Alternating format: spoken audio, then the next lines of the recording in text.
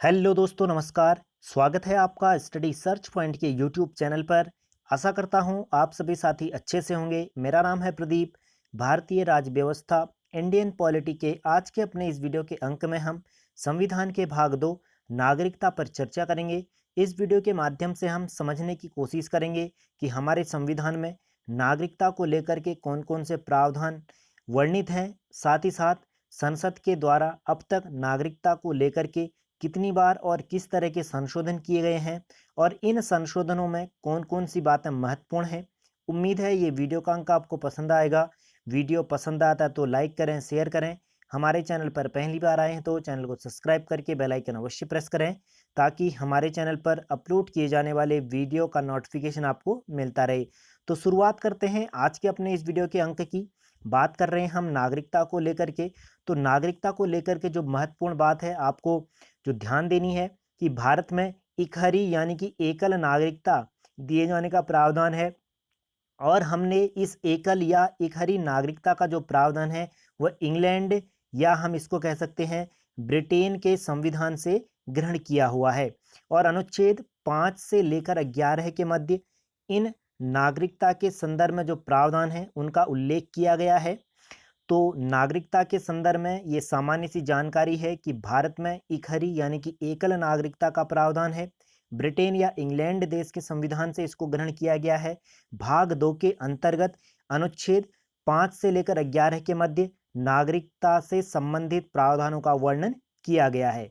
अब यहाँ पर नागरिकता की तो बात हो रही है, तो सामान्य सी जानकारी है कि अब नागरिक होता क्या है।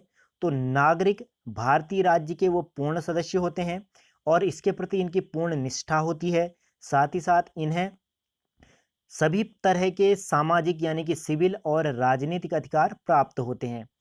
देखिए, किसी भी देश में दो तरह के लोग निवास करते हैं, एक नागरिक और दूसरे यहाँ पर करते हैं विदेशी। ठीक है, नागरिक और विदेशी। नागरिक वह सदस्य होंगे जो कि उस देश के पूर्ण सदस्य होंगे और उसके प्रति उनकी पूर्ण निष्ठा होगी। उनको सभी तरह के सामाजिक और राजनीतिक अधिकार प्राप्त होंगे। लेकिन जो विदेशी नागरिक रहते हैं नागरिकों के साथ, तो उनमें भी दो तरह के यहाँ पर नागरिक रहते हैं। एक तो विदेशी मित्रों से संबंधित देशों के जो नागरिक हैं वो रहते हैं। साथ ही साथ जिन देशों के साथ किसी देश के संबंध अच्छे नहीं हैं, उन देशों से संबंधित जो नागरिक रहते हैं वो भी इसी में शामिल किए जाते हैं। उन्हें विदेशी शत्रु से संबंधित नागरिक कहलाते हैं। अब विदेशी मित्र से संबंधित जो नागरिक होते हैं, जिनके साथ किसी भी देश के सकारात्मक संबंध हो सकते हैं, मधुर संबंध होते हैं, अच्छे संबंध होते हैं, यानी कि आर्थिक, राजनीतिक, सामाजिक और सांस्कृतिक तरह का जो सांस्कृतिक आदान-प्रदान है, वो संबंध उनके अच्छे होते हैं, तो उन देशों के नागरिक होते हैं। विदेशी शत्रु के देशों से संबंधित वो नागरिक होते हैं जिनके साथ किसी भी देश के अच्छे संबंध नहीं होते, मधुर संबंध नहीं होते हैं। उनके साथ सामाजिक, राजनीतिक, आर्थिक या कह सकते हैं कि सांस्कृतिक जो आदान-प्रदान है, वो नहीं होता है। तो इस तरह के नागरिकों को यहाँ पर जो विदेशी मित्रों से संबंधित जो नागरिक होते हैं, उनकी तुलना में कम अधिकार प्राप्त होते हैं। कम अधिकार का मतलब है कि जो भी विदेशी शत्रु से संबंधित जो नागरिक किसी भी देश में रह रहे होंगे, भारत के संदर्भ में ये बात हो रही है, तो उन्हें गिरफ्तारी और नज़रबंदी के विरुद्ध जो सुरक्षित रहने का अधिकार दिया जाता है अनुच्छेद 22 के अंतर्गत, तो वह अधिकार इन्हें नहीं दिया जाता है। हमारे संविधान के भाग 3 में आने वाले वीडियो के अंक में हम इस पर विस्तार से चर्चा करेंगे। भाग 3 में हमें 6 तरह के मूल अधिकार हमें दिए गए हैं। 6 मूल अधिकार हमें दिए गए हैं और इन्हीं 6 मूल अधिकारों के अंतर्गत एक अधिकार आता है गिरफ्तारी और नज़रबंदी के विरुद्ध जो सुरक्षित रहने का अधिकार होता है किसी भी नागरिक को, वह अधिकार इन विदेशी शत्रुओं से संबंधित नागरिकों को नहीं दिया जाता है, जो कि अनुच्छेद 22 में वर्णित किया गया है। ठीक है? इसके अलावा भी भारतीय नागरिकों को तो यहाँ पर हमने बताया कि भाग 3 के अंतर्गत जो है 6 मूल अधिकार दिए गए हैं और इनमें बहुत सारे इनके जो है कि अन्य भाग भी हैं इन 6 मूल अधिकारों के। तो जो इन अधिकारों के अंतर्गत विदेशी नागरिकों को प्राप्त नहीं होते हैं, उन अधिकारों की अगर हम बात करते हैं तो उनमें सबसे पहले जो आता है अनुच्छेद 15 है। भेदभाव जो किया जाता है, भले वो धर्म के आधार पर हो, लिंग के आधार पर हो, जाति के आधार पर हो, जन्म स्थान के आधार पर हो, मूल वंश के आधार पर हो, जो भी इस तरह का भेदभाव किसी नागरिक के साथ होता है भारत के संदर्भ में, भारत के लोगों को इस तरह का अधिकार प्राप्त होता है, लेकिन जो विदेशी नागरिक होते हैं उनको इस तरह का अधिकार प्राप्त नहीं होता है। इसके अलावा अनुच्छेद 16 के अंतर्गत जो लोक नियोजनों के विषय में समानता का अधिकार है, यानी कि सार्वजनिक पदों पर सभी लोगों को नियुक्त होने की जो आज़ादी दी जाती, जो स्वतंत्रता दी जाती, जो अधिकार दिया जाता है, वह भी विदेशी नागरिकों को प्राप्त नहीं होता है। लेकिन ये अधिकार सारे के सारे भारतीय नागरिकों को प्राप्त होते हैं। इसके अलावा स्वतंत्रता का अधिकार अनुच्छेद 19 के अंतर्गत, जिसमें कि किस अपने विचारों को अभिव्यक्त करने की स्वतंत्रता हो या अन्य किसी भी तरह की स्वतंत्रता हो, तो वह अधिकार भी इन्हें नहीं दिया जाता है। शिक्षा और संस्कृति का अधिकार भी इन्हें नहीं दिया जाता, यानी कि अपनी बिना अनुमति के ये अपनी शिक्षा संस्कृति का प्रचार प्रसार नहीं कर सकते, या कह सकते हैं कि किसी भी तरह की गतिविधियां नहीं कर सकते हैं यहाँ पर विदेशी नागरिक आकर के, जो कि बाहरी देश से संबंध रखता हो, ठीक है, जो कि अनुच्छेद 29 और 30 के अंतर्गत वर्णित किया गया है। इसके अलावा इन्हें चुनाव लड़ने का अधिकार नहीं दिया जाता, साथ ही साथ लोकसभा और विधानसभाओं में इन्हें मत देने का भी अधिकार नहीं होता है। अब यहाँ पर चुनाव लड़ने का भी अधिकार नहीं है, मत देने का भी अधिकार नहीं है। तो आप समझ सकते हैं, किसी भी तरह के संवैधानिक जो सार्वजनिक पद हैं, उच्च पद हैं, या किसी भी संवैधानिक के आधार पर जो पद बनाए गए हैं, उनमें ये उनमें नियुक्त होने की ये योग्यता नहीं रखते हैं, ठीक है, उनमें नियुक्त नहीं किया जा सकता। जिनसे जैसे कि राष्ट्रपति का पद हो गया, उपराष्ट्रपति, उच्चतम और उच्च न्यायालय की जो न्यायाधीश हैं, राज्यों के राज्यपाल हैं, महान्यायवादी, महाधिवक्ता, इस तरह के पदों के साथ साथ अन्य जो पद हैं, वहाँ पर इन्हें नियुक्त नहीं किया जा सकता, उसके लिए इन्हें नहीं चुना जा सकता। अब भारत में यहाँ पर हम देखते हैं कि जो राष्ट्रपति बनने की जो योग्यता है, वह जन्म के आधार पर और प्रकृति के आधार पर है। यानी कि अगर किसी भी विदेशी क्षेत्र को अगर हम अपने क्षेत्र में मिला लेते हैं संवैधानिक तरीके से, तो उस क्षेत्र से संबंधित जो नागरिक होगा प्राकृतिक तौर से, वह भी भारत का राष्ट्रपति बन सकता है। जन्म के आधार पर भी बनेगा और प्राकृतिक सीमाओं के आधार पर भी ये बनता है। लेकिन अमेरिका का क्या है कि अमेरिका में केवल ये जन्म के आधार पर ही है, ठीक है। जो मूल अमेरिका है, यूएसए जिसे कहा जाता है, अगर उसमें ही अगर कोई व्यक्ति जन्मा होगा, तो उसे ही वहाँ का राष्ट्रपति बनने की योग्यता दी जाएगी। और भारत में अगर किसी बाहरी क्षेत्र को भी भारत में शामिल किया जाता है, तो उस क्षेत्र का नागरिक भी भारत का राष्ट्रपति बन सकता है, जो कि प्राकृतिक आधार पर इस अधिकार को प्राप्त करता है, और जन्म के आधार पर तो होता ही होता है। हमने बताया भारत में एकहरी नागरिकता का प्रावधान है, एकल नागरिकता है, जो ब्रिटेन या इंग्लैंड के संविधान से हमने ग्रहण किया हुआ है, ठीक है। ये यहाँ पर चीज़ थोड़ा-सा अपवाद वाली है, ये आपको यहाँ पर ध्यान नहीं देनी अभी, ठीक है। जम्मू कश्मीर से अब ये अपवाद हट चुका है, क्योंकि जम्मू कश्मीर क्षेत्र को 2 केंद्र शासित प्रदेशों में यहाँ पर बाँट दिया गया है 31 अक्टूबर 2019 से। लद्दाख और जम्मू कश्मीर 2 केंद्र शासित प्रदेश बन गए हैं, तो ये प्रावधान अब यहाँ पर लागू नहीं होता है, ठीक है। अब बात करते हैं अनुच्छेद 5 से लेकर 11 के मध्य जो भी चीज़ें यहाँ पर वर्णित की गई हैं, उस पर यहाँ पर हम चर्चा कर लेते हैं। देखिए, जो अनुच्छेद 5 है, उसमें संविधान लागू होते समय जो भारत के नागरिक होंगे, उनके संबंध में प्रावधान किया गया है कि वह भारत में जन्मा हो, भारत के किसी भी राज्य क्षेत्र में जन्मा हो, या फिर उसका कोई भी माता-पिता एक भारतीय हो, या संविधान लागू होने से ठीक पहले 5 वर्ष तक वो भारत में रह रहा हो। यानी कि संविधान लागू हो रहा है आपका 1950 में लागू होता है, तो 1945 से वो भारत में निवास कर रहा हो, तो उसे भी भारत की नागरिकता दे दी जाएगी। ये अनुच्छेद 5 के तहत ये प्रावधान बनाया गया था जब संविधान हमारा लागू होता है। उसके बाद अनुच्छेद 6 की अगर हम बात करते हैं, तो अनुच्छेद 6 में उन लोगों के लिए प्रावधान बनाया गया था जो व्यक्ति जो है पाकिस्तान से भारत में प्रव्रजन करे थे, यानी कि पाकिस्तान से वो भारत में आए हुए थे। उनके लिए अनुच्छेद 6 के अंतर्गत प्रावधान बनाया गया कि उनके माता-पिता, दादा-दादी अब जो अभाज्य भारत है उसमें जन्मा हो, ठीक है, यानी कि वो भारत में जन्मा हो। और दूसरा जो प्रावधान इसमें किया गया कि 19 जुलाई 1948 से पहले भारत में चला आया हो, यानी कि भारत में उसके माता-पिता, दादा-दादी जन्मे हों अभाज्य भारत में, और वह जो विभाजित होने के बाद जो भारत था उसमें 19 जुलाई 1948 से पहले आ गया हो, तो उसको भी यहाँ पर भारत की नागरिकता दी जाएगी।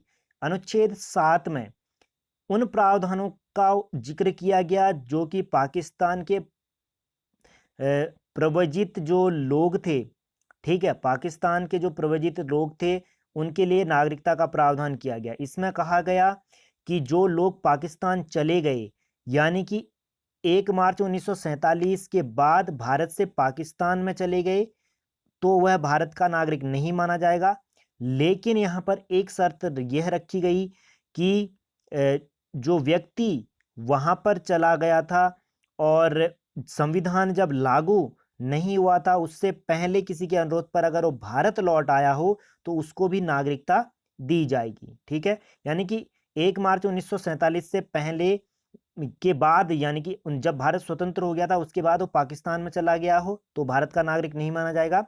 लेकिन जब संविधान हमारा उन व्यक्तियों के लिए ये लागू नहीं होगा जो पाकिस्तान जाने के बाद भारत वापस आ गए थे। ठीक है, जैसे पाकिस्तान गए और उसके बाद भारत में आ गए तो उनके लिए इस तरह का ये प्रावधान नहीं होगा, उनको भारत की नागरिकता ही दी जाएगी। संविधान लागू होने से पहले की ये बात हो रही है।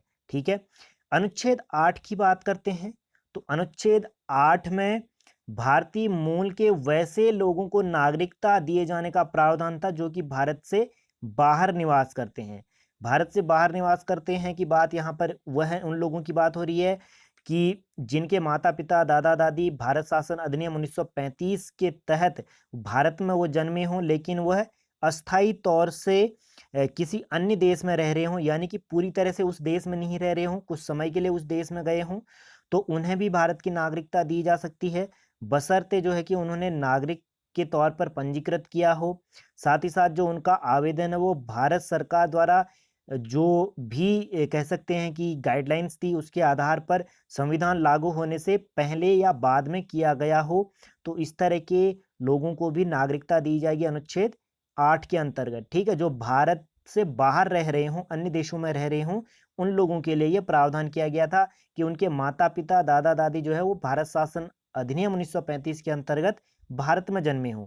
लेकिन इनमें उन लोगों को शामिल नहीं किया गया था जो पुनः पाकिस्तान से लौट करके भारत आए थे। ठीक है, ये यहाँ पर आपको ध्यान देना, अनुच्छेद 8 में जो है कि पाकिस्तान से भारत लौटने वाले लोगों के लिए किसी भी तरह का प्रावधान नहीं था, अन्य देशों से वापस भारत आने वाले लोगों के लिए प्रावधान किया गया था। ठीक है, अनुच्छेद 9 की बात करते हैं।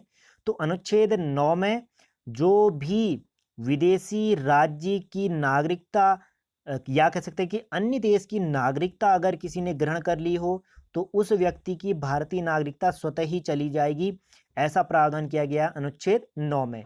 जो व्यक्ति किसी बाहरी देश की नागरिकता ग्रहण कर लेता है तो उसको भारत की नागरिकता से वंचित कर दिया जाएगा। यह अधिनियम बनाया गया था नागरिकता अधिनियम 1955 के आधार पर। ठीक है, यानी कि उसकी भारत की जो नागरिकता होगी वह स्वेच्छा ही समाप्त हो जाएगी क्योंकि उसने अन्य देश की नागरिकता ग्रहण कर ली है। अनुच्छेद 10 की अगर बात करते हैं तो अनुच्छेद 10 में नागरिकता उन लोगों के लिए था, यहाँ पर कहा गया कि जो नागरिकता के अधिकार होंगे उनकी निरंतरता बनी रहेगी संसद के द्वारा, यानी कि जो व्यक्ति भारत का नागरिक है उसे इस अनुच्छेद के तहत संसद द्वारा जो भी नियम कानून बनाए जाएंगे उसका पालन करना पड़ेगा, यानी कि ये भारतीय नागरिकों के लिए था अनुच्छेद 10। ठीक है, मोस्ट इंपोर्टेंट है, अनुच्छेद 10 में भारतीय नागरिकों के लिए प्रावधान किया गया कि जो भी संसद के द्वारा कानून बनाए जाएंगे उनका पालन करना होगा भारतीय नागरिकों को। अनुच्छेद 11 की बात करते हैं तो अनुच्छेद 11 में संसद के द्वारा जो भी यहाँ पर कानून बनाए जाएंगे, ठीक है, उनके बारे में कहा गया था कि संसद के ही द्वारा नागरिकता को लेकर के किसी भी तरह का कानून बनाया जाएगा, संसद द्वारा ही कानून बनाकर नागरिकता के जो अधिकार हैं उनका नियमन किया जाएगा, यानी कि नागरिकता में बदलाव केवल संसद ही कर सकती है, ये ऐसा वर्णन अनुच्छेद 11 में मिलता है। ठीक है, तो ये अनुच्छेदों को लेकर के थी। कुछ अन्य बातें हैं उनको भी यहाँ पर हम देखते हैं कि जो संशोधन यहाँ पर किया गया उसको लेकर के देखिए, अब तक अगर देखा जाए तो संविधान के जो नागरिकता का मूल रूप था उसमें 8 बार अभी तक संशोधन यहाँ पर किया गया है। 8 बार संशोधन की अगर हम यहाँ पर बात करते हैं तो हालांकि यहाँ पर स्क्रीन में आप देख पा रहे होंगे केवल 8 बार यहाँ पर है, लेकिन ये संशोधन है 9 बार किया गया है। 19 में भी ये संशोधन यहाँ पर हुआ है नागरिकता को लेकर के। सबसे पहले जो अधिनियम आया था नागरिकता का वो 1955 आया था। ठीक है, इसमें कहा गया था कि जो भी संविधान लागू होने के बाद यानी कि 26 जनवरी 1950 से पहले जो भी व्यक्ति भारत में जन्मा होगा वो भारत का ही नागरिक होगा, ऐसा कहा गया था। और भारत की नागरिकता को हम 3 तरह से प्राप्त कर सकते हैं। एक तो जन्म के आधार पर, वंश के आधार पर यानी कि हमारे माता पिता दादा दादी भारत में जन्मे हों, पंजीकरण के द्वारा यानी कि हम किसी बाहरी देश के सदस्य हों, नागरिक हों और उस देश की नागरिकता छोड़ने के बाद भारत की नागरिकता को प्राप्त करने के लिए हम पंजीकरण कर सकते हैं। देशीकरण के द्वारा यानी कि किसी बाहरी क्षेत्र को हम अपने देश में मिला लें तो उस क्षेत्र विशेष में रहने वाले लोगों को भी स्वतः ही भारत की नागरिकता प्रदान की जाएगी। भू अर्जित के द्वारा भी वही बात यहाँ पर पुनः से लागू होती है कि किसी भी क्षेत्र को अगर हम ग्रहण कर लेते हैं, भारत में मिला लेते हैं तो उसके द्वारा भी नागरिकता यहाँ पर मिल सकती है उस क्षेत्र में रहने वाले लोगों को। ठीक है, उसके बाद यहाँ पर 1955 के बाद ही 1960 में संविधान संशोधन किया गया पहली बार। ठीक है, हालांकि इसमें कुछ ज़्यादा संविधान संशोधन किया नहीं गया। उसके बाद 1985 में भी यहाँ पर संविधान संशोधन किया गया। ठीक है, 1985 में भी संविधान संशोधन किया गया। उसके बाद हम देखते हैं 1986 में भी संविधान संशोधन किया गया। अब 1986 में जो संविधान संशोधन किया गया उसमें कहा गया कि भारत में जन्मे केवल उसी व्यक्ति को नागरिकता दी जाएगी जिसके माता पिता में से कोई एक भारत का नागरिक हो। इससे पहले क्या था कि भारत में जो भी नागरिकता दी जाती थी वह जो है कि कह सकते हैं कि अन्य तरीकों से भी दी जा सकती थी, प्रव्रजन के द्वारा दी जा रही थी, जो पाकिस्तान से भारत आ गए थे या अन्य तरह से यहाँ पर दी जा रही थी। लेकिन भारत की लगातार जनसंख्या बढ़ रही थी इसके चलते, तो यहाँ पर कहा गया कि जो भारत में जन्मे होंगे केवल उन्हीं व्यक्तियों को नागरिकता दी जाएगी जिनके माता पिता में से कोई एक भारत का नागरिक हो। अब यहाँ पर नागरिक होना जरूरी था, लेकिन इससे पहले था कि भारत में उसका माता पिता जन्मा होना चाहिए, केवल वही प्रूफ था। लेकिन अब यहाँ पर नागरिक होना जरूरी कर दिया गया था।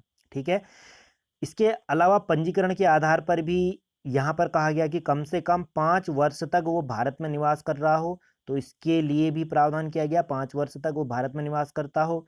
देशीकरण के आधार पर कहा गया कि वो 10 वर्ष तक भारत में निवास कर रहा हो, तो इसलिए उसको भारत की नागरिकता दी जाएगी। और इस तरह का अधिनियम उस दौरान जो था वो जम्मू कश्मीर में लागू नहीं था। ठीक है, लेकिन अब यहाँ पर उसके लिए भी लागू है। उसके बाद हम देखते हैं 1986 के बाद 1992 में नागरिकता संशोधन होता है। 1992 में जो यहाँ पर नागरिकता संशोधन होता है उसमें कहा गया कि भारत से बाहर पैदा होने वाले बच्चों को यदि उसकी माँ भारत की नागरिक हो तो उसे भारत की नागरिकता प्राप्त हो सकती है। यानी कि किसी की माँ अगर कहीं बाहर जा कर के रह रही है अपने पति के साथ या किसी के साथ उसने शादी कर ली हो और उसने भारत की नागरिकता नहीं छोड़ी हो और उसका बच्चा अन्य देश में जाकर के पैदा हो रहा हो, अगर वो बच्चा भारत की नागरिकता लेना चाह रहा है तो उसको नागरिकता भारत की दी जाएगी। ठीक है, और इसमें ही यहाँ पर यह नियम बनाया गया कि जो प्रवासी भारतीय हैं उनको भी यहाँ पर नागरिकता दी जाए। हालांकि जो प्रवासी भारतीयों के लिए यहाँ पर जो नागरिकता का प्रावधान यहाँ पर किया गया था वह किया गया था 2000 में। भारत सरकार मतलब विदेश मंत्रालय ने यहाँ पर डायोस्पोरा पर एक समिति बनाई जिसकी अध्यक्षता ठीक है, L Singhvi L M Singhvi की अध्यक्षता पर एक समिति बनाई भारतीय डायस्पोरा के लिए यानी कि भारतीय प्रवासियों के लिए। ठीक है, उनको नागरिकता देने के मकसद से ये समिति बनाई गई थी, 2000 में बनाई गई थी। ठीक है, 2000 में एल एम सिंघवी की अध्यक्षता में। और इसने अनुशंसा करी कि जो भी भारतीय मूल के लोग बाहर रह रहे हैं उनको भी भारत की नागरिकता दी जाए, यानी कि भारत के विकास में उनकी भी भागीदारी यहाँ पर सुनिश्चित की जाए।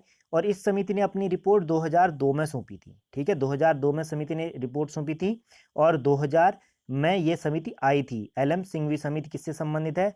तो ये प्रवासी भारतीयों को दोहरी नागरिकता दिए जाने से संबंधित यहाँ पर ये रही है। और इसमें 16 देशों का जिक्र किया गया था कि जो भी 16 देशों में बसे हुए लोग हैं उनको भारत की नागरिकता दी जाएगी। इनको कहा गया ओवरसीज नागरिकता। ठीक है, ओवरसीज नागरिकता यहाँ पर इनको दी जाती थी, ओवरसीज। ठीक है, जिसको ओसीआई, ठीक है, ओसीआई कार्ड होल्डर इनको कहा जाता है, विदेशी भारतीय नागरिक इनको कहा जाता है। ठीक है, ओसीआई। ये आपको यहाँ पर ध्यान देना है। और इसकी घोषणा की अगर हम बात करते हैं तो 26 जनवरी 1950 के बाद विदेश जो चले गए थे उन व्यक्तियों के लिए यहाँ पर दोहरी नागरिकता का प्रावधान किया गया था। ठीक है, 26 जनवरी 1950 के बाद जो विदेश चले गए थे उन नागरिकों के लिए ही केवल ये लागू था। ठीक है, इसकी घोषणा करी थी प्रधानमंत्री के द्वारा। तत्कालीन प्रधानमंत्री डॉक्टर मनमोहन सिंह रहे थे, कांग्रेस की सरकार रही थी। तो इन्होंने घोषणा करी थी 9 जनवरी 2005 को। और भारतीय नागरिकता संशोधन अधिनियम 2005 को इसके तहत शामिल यहाँ पर किया गया। ठीक है, 2005 में इसको लागू यहाँ पर किया गया था। तो ये यहाँ पर आपको ध्यान देना है। इसके आधार पर कहा गया कि पंजीकरण, जिसका पंजीकरण 5 वर्ष, पंजीकरण का जो है कि 5 वर्ष हुआ है, तो उनको यहाँ पर नागरिकता दिए जाने का प्रावधान किया गया था। ठीक है, ये आपको ध्यान देना है यहाँ पर। ये अब यहाँ पर देख लेते हैं प्रवासी भारतीयों में भी बहुत सारी चीज़ें यहाँ पर हैं। ठीक है, एक तो भारतीय मूल के व्यक्ति यहाँ पर थे, पीआईओ जिनको कहा जाता है। एक विदेशी भारतीय नागरिक थे जिनको ओसीआई कहा जाता है। ठीक है, ओवरसीज। ठीक है, और एक होते हैं एनआरआई। ठीक है, ये तीन अलग अलग हैं, एनआरआई, पीआईओ और ओसीआई। एनआरआई क्या होते हैं? एनआरआई की अगर बात करते हैं तो एनआरआई भारतीय नागरिक जो साधारणतः भारत के बाहर निवास करते हैं और जिनके पास भारतीय पासपोर्ट होता है वो एनआरआई कहलाते हैं। यानी कि भारत से बाहर रहेंगे, भारतीय नागरिक होंगे, भारत से बाहर निवास करेंगे और उनके पास पासपोर्ट होगा, वो एनआरआई कहलाएंगे। अब यहाँ पर बात होती है पीआईओ। पीआईओ क्या होता है? तो पीआईओ वह व्यक्ति होगा जिसके पूर्वज यहाँ पर भारतीय नागरिक होंगे और वर्तमान में वह किसी अन्य देश का नागरिक होगा। ठीक है, अ, अन्य देश का नागरिक होगा और जिसके पास विदेशी पासपोर्ट होगा, यानी कि उसी देश का पासपोर्ट होगा। जैसे कि मैं हूँ, मान लीजिए मैं यहाँ से अमेरिका चले गया, या मेरे पूर्वज पहले भारत के थे और वो अमेरिका चले गए, अमेरिका में ही मेरा जन्म हुआ, मैं वहीं की नागरिकता मुझे मिल गई और मेरे पास उसी देश का पासपोर्ट होगा, तो मैं पीआईओ कहलाऊंगा, यानी कि भारतीय मूल के व्यक्ति मैं कहलाऊंगा, क्योंकि मेरे पूर्वज भारत से हैं। ठीक है, और अब यहाँ पर बात होती है ओसीआई की। ओसीआई क्या होता है? ओसीआई वह व्यक्ति होता है जो विदेशी भारतीय नागरिक, इनको रखा गया था ओसीआई कार्ड होल्डर हो, यानी कि नागरिकता अधिनियम 1955 के अंतर्गत इन्हें जो है कि कुछ चीज़ें यहाँ पर पूरी फिल करनी रही थी। यानी कि ये जब संविधान लागू हुआ था उसके बाद ये किसी अन्य देश में चले गए हों, और या कह सकते हैं कि भारत के वो नागरिक बनने के लिए आ रहे होंगे तभी होंगे, या वह भूभाग, उस भूभाग में ये निवास कर रहे हों जब 15 अगस्त 1947 को जब भारत आज़ाद हुआ था तो वो भारत का अंग बना हो। तो इस तरह की क्राइटेरियाएँ थी कि इन्हें नागरिकता अधिनियम 1955 के अंतर्गत रखा गया, इन्हें एक कार्ड दिया गया जिसको ओसीआई कार्ड होल्डर की नागरिकता इनको दी गई, यानी कि ये विदेशी भारतीय नागरिक रहे थे। ठीक है, तो ये चीज़ यहाँ पर रही थी। इसके बाद संशोधन होता है 2005 में। 2005 की अगर हम बात करते हैं तो 2005 इसमें कहा गया, वही वाली बात यहाँ पर पुनः आती है कि जो प्रवासी भारतीयों वाला था उसको यहाँ पर मंजूरी दे दी गई। ठीक है, प्रवासी भारतीयों की यहाँ पर जो भारतीय मूल के जो विदेशी नागरिक थे उनके लिए यहाँ पर पंजीकरण 5 वर्ष के लिए हुआ। इन्हें जो है कि 5 वर्ष पंजीकरण के बाद इन्हें भारतीय नागरिकता प्रदान की जाने का जो है कि प्रावधान यहाँ पर किया गया। ठीक है, अब बढ़ते हैं आगे। अब बात करते हैं नागरिकता का अंत कैसे होता है। देखिए, नागरिकता का अंत जो है कि 1955 का जो हमारा नागरिकता अधिनियम है उसके अंतर्गत स्वेच्छा से किया जा सकता है, या किसी अन्य देश की अगर हमने नागरिकता स्वीकार कर ली तब हो सकता है। नागरिकता से हम वंचित भी हमें कर सकती है सरकार, या कह सकते हैं कि हम वंचित भी हो सकते हैं। अब किस तरह से वंचित हो सकते हैं, क्या क्या चीज़ें यहाँ पर हो सकती हैं? यदि हमने देश की नागरिकता, हम भारतीय नहीं हैं, विदेशी मूल के हैं, तो हमने भारत की नागरिकता फर्जी तरीके से प्राप्त करी हो, या हमने संविधान का अनादर करा हो, यानी कि हम संविधान को नहीं मानते हों, या संविधान की अवहेलना कर रहे हों, नियम कानून की अवहेलना कर रहे हों लगातार, और पंजीकरण या प्राकृतिक तौर से नागरिकता के जो है कि 5 वर्ष के दौरान जो है कि विदेश के दौरान नागरिकों को किसी अन्य देश में 2 वर्ष की कैद हुई हो।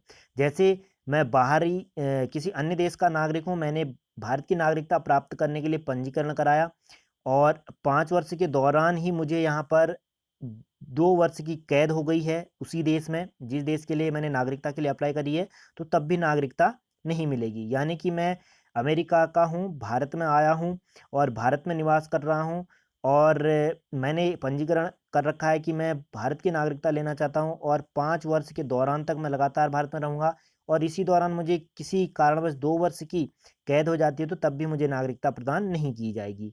और नागरिक सामान्य रूप से भारत से बाहर अगर 7 वर्ष तक रहता है बिना किसी को खबर दिए हुए, तो तब भी उसकी नागरिकता चली जाती है, ठीक है?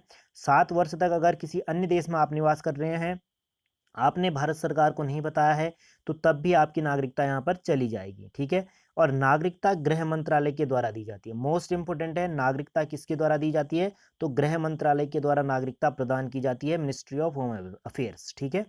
चलिए, तो ये था हमारा आज का वीडियो का अंक। उम्मीद है आपको ये पसंद आया होगा और इसके अलावा अभी जो 2019 में नागरिकता संशोधन हुआ है, उसको लेकर के भी 2-4 चीज़ें हैं, उसको भी यहाँ पर जान जान लेते हैं। देखिए, जो नागरिकता संशोधन 2019 में हुआ, इसमें 6 अल्पसंख्यक समुदायों को रखा गया और 3 देशों से आए हुए इन लोगों को रखा गया। अब ये 6 अल्पसंख्यक समुदाय कौन थे? हिंदू, बौद्ध, जैन, पारसी और ईसाई तथा सिख, ठीक है? हिंदू, बौद्ध, जैन, पारसी, ईसाई और सिख 6 अल्पसंख्यक समुदाय के लोग जो कि बांग्लादेश से, अफगानिस्तान से और पाकिस्तान से प्रताड़ित होकर के भारत आए हों, ठीक है? बांग्लादेश, अफगानिस्तान और पाकिस्तान से उन लोगों को भारत की नागरिकता प्रदान किए जाने का प्रावधान 2019 के संविधान संशोधन के द्वारा किया गया, ठीक है? अब इसमें कहा गया कि जो भी पड़ोसी देशों से आए हुए लोग हैं, बांग्लादेश, अफगानिस्तान और पाकिस्तान से, उनको भारत की नागरिकता दी जाएगी और 6 वर्ष तक वह भारत में रह रहे हों, तो 6 वर्ष उनको भारत में रहना अनिवार्य होगा, लेकिन ये इससे पहले कितना था? 11 वर्ष का था, ठीक है? अब जो ये संशोधन आया हुआ था, उसकी अगर हम बात करते हैं, तो ये राज्यसभा, लोकसभा और राष्ट्रपति के द्वारा कब इसको मंजूरी दी गई, कब ये पारित किया गया? तो लोकसभा में ये 10 दिसंबर को पारित किया गया 2019 में। राज्यसभा में ये 11 दिसंबर को पारित किया गया। राष्ट्रपति के द्वारा इसमें 12 दिसंबर को हस्ताक्षर किए गए और ये अधिनियम लागू कर दिया गया, ठीक है? तो ये मोस्ट इंपोर्टेंट है। 2019 में जो नागरिकता संशोधन आया है, उसमें 6 अल्पसंख्यक समुदायों के सदस्यों को, ये लोगों को शामिल किया गया है, हिंदू, बौद्ध, जैन, पारसी, ईसाई और सिख को, और ये 3 देशों से आए हुए लोग होने चाहिए, बांग्लादेश, अफगानिस्तान और पाकिस्तान से, तो इन्हें भारत की नागरिकता दी जाएगी, ठीक है? तो उम्मीद है ये सारी चीज़ें आपको समझ में आई होंगी। हमने कोशिश करी जो भी नागरिकता को लेकर के महत्वपूर्ण चीज़ें हो सकती हैं आपके सामने रखने की। तो मिलते हैं अपने अगले वीडियो के अंक में, तब तक के लिए नमस्कार। स्वस्थ रहें, मस्त रहें, अपने अपनों का ध्यान रखें। वीडियो पसंद आया तो अपने साथियों से भी साझा करना न भूलें। जय हिंद, जय भारत।